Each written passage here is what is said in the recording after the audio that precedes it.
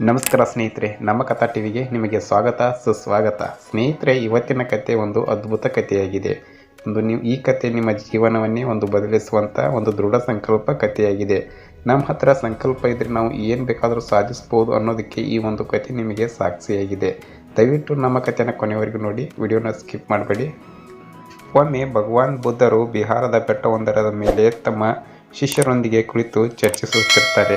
ಆಗ ಒಬ್ಬ ಶಿಷ್ಯ ಬಂದು ಭಗವಾನ್ ಬುದ್ಧರನ್ನು ಕೇಳ್ತಾರೆ, ಹೇ ಭಗವಾನ್, ಈ ಬೆಟ್ಟಕ್ಕಿಂತ ಕಠಿಣವಾದ ಶಕ್ತಿಶಾಲಿ ಯಾವುದಾದರೂ ವಸ್ತು ಇದೆಯಾ ಅಂತ ಬುದ್ಧರನ್ನು ಶಿಷ್ಯ ಕೇಳ್ತಾನೆ.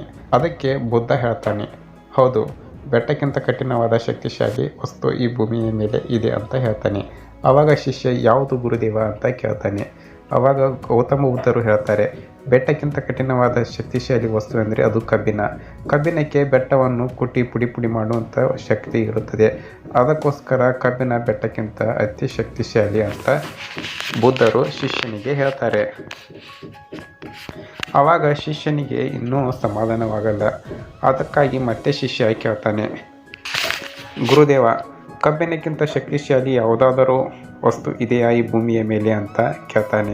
ಅದಕ್ಕೆ ಬುದ್ಧ ಹೇಳ್ತಾರೆ, ಹೌದು ಇದೆ, ಕಬ್ಬಿಣಕ್ಕಿಂತಲೂ ಶಕ್ತಿಶಾಲಿ ವಸ್ತು ಈ ಭೂಮಿಯ ಮೇಲೆ ಇದೆ ಅಂತ ಹೇಳ್ತಾರೆ. ಆವಾಗ ಶಿಷ್ಯ ಯಾವುದು ಗುರುದೇವ ಅಂತ ಕೇಳ್ತಾರೆ. ಬುದ್ಧ ಹೇಳ್ತಾರೆ, ಕಬ್ಬಿಣಕ್ಕಿಂತಲೂ ಶಕ್ತಿಶಾಲಿಯಾದ ವಸ್ತು ಅಗ್ನಿಗೆ ಕಬ್ಬಿಣವನ್ನು ಕರಗಿಸುವಂಥ ಒಂದು ಶಕ್ತಿ ಇದೆ. ಅದಕ್ಕೋಸ್ಕರ ಅಗ್ನಿಯು ಕಬ್ಬಿಣಕ್ಕಿಂತ ಅತಿ ಶಕ್ತಿಶಾಲಿ ವಸ್ತುವಾಗಿದೆ ಅಂತ ಹೇಳ್ತಾರೆ. ಆವಾಗ ಶಿಷ್ಯನಿಗೆ ಮತ್ತೆ ಸಮಾಧಾನವಾಗಲ್ಲ. ಮತ್ತೆ ಬುದ್ಧರನ್ನು ಕೇಳ್ತಾರೆ, ಹೇ ಗುರುದೇವ, ಅಗ್ನಿಗಿಂತಲೂ ಶಕ್ತಿಶಾಲಿಯಾದ ವಸ್ತು ಯಾವುದಾದರೂ ಇದೆಯೇ ಅಂತ ಕೇಳ್ತಾರೆ. ಅದಕ್ಕೆ ಭಗವಾನ್ ಬುದ್ಧರು ಹೇಳ್ತಾರೆ, ಹೌದು, ಅಗ್ನಿಗಿಂತಲೂ ಈ ಭೂಮಿಯ ಮೇಲೆ ಶಕ್ತಿಶಾಲಿ ವಸ್ತು ಇದೆ ಅಂತ ಹೇಳ್ತಾರೆ. ಆವಾಗ ಶಿಷ್ಯ ಯಾವುದು ಗುರುದೇವ ಅಂತ ಕೇಳಿದಾಗ ಆವಾಗ ಗೌತಮ್ ಬುದ್ಧರು ಹೇಳ್ತಾರೆ, ಅಗ್ನಿಗಿಂತಲೂ ಶಕ್ತಿಶಾಲಿ ವಸ್ತು ಎಂದರೆ ಅದು ನೀರು ಅಗ್ನಿಯನ್ನು ತಣ್ಣಗಾಗಿಸಬಲ್ಲದು ಮತ್ತು ಅಗ್ನಿಯನ್ನು ನಂದಿಸಬಲ್ಲದು ಅಂತ ಬುದ್ಧರು ಹೇಳ್ತಾರೆ. ಆವಾಗ ಶಿಷ್ಯನಿಗೆ ಮತ್ತೆ ಸಮಾಧಾನವಾಗಲ್ಲ.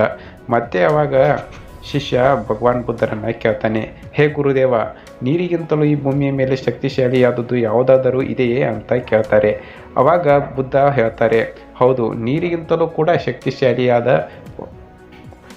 ಒಂದು ವಸ್ತು ಈ ಭೂಮಿಯ ಮೇಲೆ ಇದೆ ಅಂತ ಹೇಳ್ತಾರೆ. ಆವಾಗ ಶಿಷ್ಯ ಯಾವುದು ಗುರುದೇವ ಅಂತ ಕೇಳ್ತಾರೆ. ಆವಾಗ ಭಗವಾನ್ ಬುದ್ಧರು ಹೇಳ್ತಾರೆ, ನೀರಿಗಿಂತಲೂ ಅತಿ ಶಕ್ತಿಶಾಲಿಯಾದ ಒಂದು ವಸ್ತು ಎಂದರೆ ಅದು ಗಾಳಿಗೆ ನೀರನ್ನು ಯಾವ ದಿಕ್ಕಿಗೆ ಬೇಕಾದರೂ ಬದಲಿಸುವಂಥ ಶಕ್ತಿ ಅದಕ್ಕೆ ಇದೆ. ಗಾಳಿ ತನ್ನ ವೇಗದಿಂದ ನೀರಿನ ಒಂದು ದಿಕ್ಕನ್ನೇ ಬದಲಿಸಬಲ್ಲದು. ಹಾಗಾಗಿ ನೀರಿಗಿಂತಲೂ ಗಾಳಿ ಶಕ್ತಿಶಾಲಿಯಾದದ್ದು ಅಂತ ಹೇಳ್ತಾರೆ. ಆವಾಗ ಶಿಷ್ಯನಿಗೆ ಮತ್ತೆ ಸಮಾಧಾನವಾಗಲ್ಲ. ಮತ್ತೆ ಗೌತಮ ಬುದ್ಧರನ್ನು ಕೇಳ್ತಾರೆ, ಹೇ ಗುರುದೇವ, ಗಾಳಿಗಿಂತಲೂ ಈ ಭೂಮಿಯ ಮೇಲೆ ಅತ್ಯಂತ ಶಕ್ತಿಶಾಲಿಯಾದ ವಸ್ತು ಯಾವುದಾದರೂ ಇದೆಯೇ ಅಂತ ಕೇಳ್ತಾರೆ. ಆವಾಗ ಗೌತಮ ಬುದ್ಧರು ಮುಗುಳು ನಗುತ್ತಾ ಹೇಳ್ತಾರೆ, ಹೌದು, ಇದೆ ಅಂತ ಹೇಳ್ತಾರೆ. ಹಾಗಾದರೆ ಏನು ಗುರುದೇವ ಅದು ಅಂತ ಶಿಷ್ಯ ಕೇಳ್ತಾನೆ. ಆವಾಗ ಗೌತಮ ಬುದ್ಧರು ಹೇಳ್ತಾರೆ, ಹೌದು ಶಿಷ್ಯ, ಗಾಳಿಗಿಂತಲೂ ಈ ಭೂಮಿಯ ಮೇಲೆ ಅತಿ ಶಕ್ತಿಶಾಲಿಯಾದ ಸಂಕಲ್ಪವಾಗಿದೆ. ಸಂಕಲ್ಪ ಶಕ್ತಿ ಎಲ್ಲದರ ಮೇಲೆ ಅಧಿಕಾರವನ್ನು ಚಲಾಯಿಸುವ ಮಾನವನ ಬತ್ತಳಿಕೆಯಲ್ಲಿರುವ ಬಾಣ.